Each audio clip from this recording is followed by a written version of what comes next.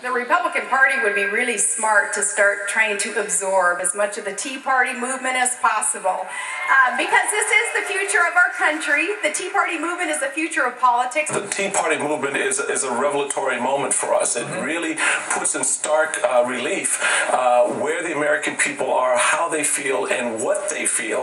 And I think it's important for our party to appreciate and understand this so that we can move towards it, embrace it, and then move into the future. That's the chairman of the Republican National Committee, and before him, the Fox News commentator they now say is the de facto leader of the Tea Party movement, arguing that the Republican Party's path back to power is that movement. That's the rhetoric. Well, today rhetoric became reality in the state of South Carolina, where the state Republican Party and a coalition of state Tea Party groups agreed to work together moving forward. The merging has started. And the effort by the Republican Party to adopt and absorb what sells itself as a grassroots conservative movement this time around is way different from what went on the last time. There was an energizing grassroots movement from the right. Then it was the Ron Paul revolution. Ron Paul's supporters held rallies, spray-painted street graffiti, raised astounding sums of money with one-day online money bombs, all without the help of a party machine, big money beltway lobbyists, or even much prodding from Dr. Paul himself.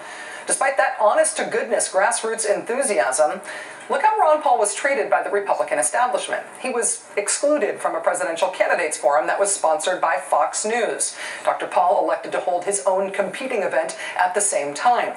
Ron Paul was refused a speaking slot at the 2008 Republican National Convention, so he held his own convention across town, which drew more than 10,000 supporters. In contrast, Fox News Today endlessly promotes the Tea Partiers, going so far as to have their network personalities host Tea Party events. Leading elected Republicans today, of course, fall all over themselves to speak at Tea Party events. Tea Partiers claim the small government, low taxes mantle of libertarianism that has been the hallmark of the Ron Paul revolution, but the Tea Partiers, at least some of them, seem to be opposed to him, too. As we reported last night, Dr. Paul is facing 3 challengers in his congressional district in Texas, all of whom are in some way aligned with the Tea Party movement. Joining us now is Republican Congressman Dr. Ron Paul. Dr. Paul, it's really nice to have you back on the show. Thank you for your time. Thank you, Rachel. You are being challenged in your re-election primary by several Tea Partiers. What is your relationship with the Tea Party movement now? Well, it's about the same. You know, sometimes the Tea Party represents those views that I expressed during the campaign.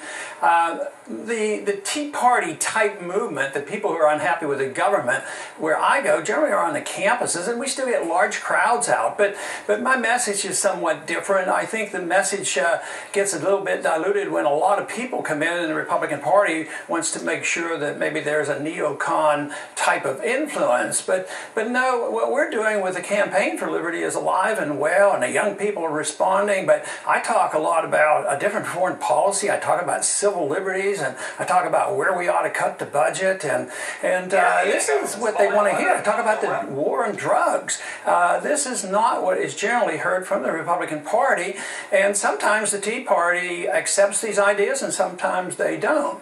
But I think if the one thing that brings people together is they know there's something wrong in Washington. But you have progressive Democrats that know there's something wrong in Washington. They'd like a better foreign policy too, and they're not exactly totally satisfied. So, but the people are coming together because they're unhappy. They know that debt is outrageous. It's out of control.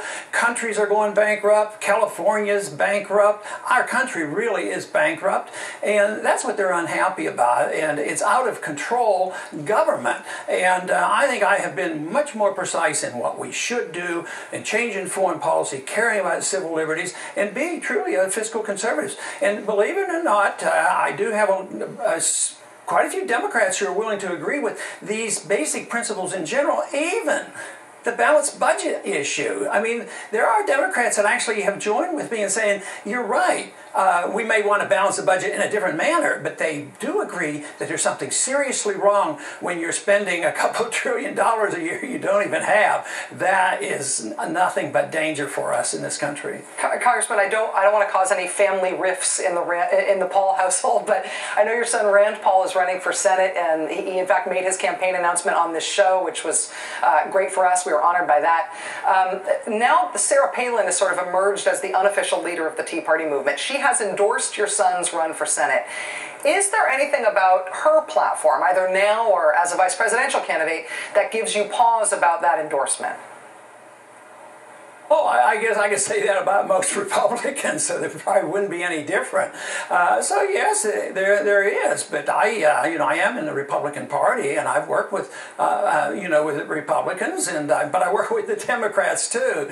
So, but I try to find issues that cross party lines. You take transparency of the Fed, or personal privacy, or maybe ending the war, or talking about the war on drugs. So on these issues, I can get support from both parties. So. Sure, there's a lot of things that the average Republican, I might, disagree with them, but they'll disagree with me as well. But I think what was really happening in the presidential campaign was they're surprised to find out, as a matter of fact, to my surprise too, that there were a lot of people out there that really cared about it and considered themselves even conservatives, not only libertarians, but conservatives, constitutionalists, that wanted somebody to talk about these issues. And I think it will continue. But to say that, oh yeah, that's what the whole Tea Party movement's all about and that's all they're going to talk about, I think I'd be naive to believe that's going to happen, because everybody likes to join what looks like a popular movement, and then they want to come in and influence that movement. But I think that happens to the Republican Party and the Democrat Party. For instance, I think the neocon issues on foreign policy is not exactly dead these days. There's an influence, and progressive Democrats aren't all that happy with the foreign policy, where the war keeps expanding and more troops in Afghanistan, bombing Yemen and bombing Pakistan and thinking about going into Iran. So that's the infiltration philosophically of different positions, and I deal more in that arena, hoping that the ideas of sound money and transparency of the Fed and a better foreign policy will actually affect both parties, because I know there's a lot of Americans who agree with this issue, and I know the young people are very open to these ideas. Republican Congressman Ron Paul, who for a long time now has represented a movement that I think really does cross some partisan lines and upset things in a small C conservative way. Thank you very much for your time, sir. We're really glad that you've been able to be with us. Appreciate it. Thank you, Rachel. Imagine for a moment that you hear a bell.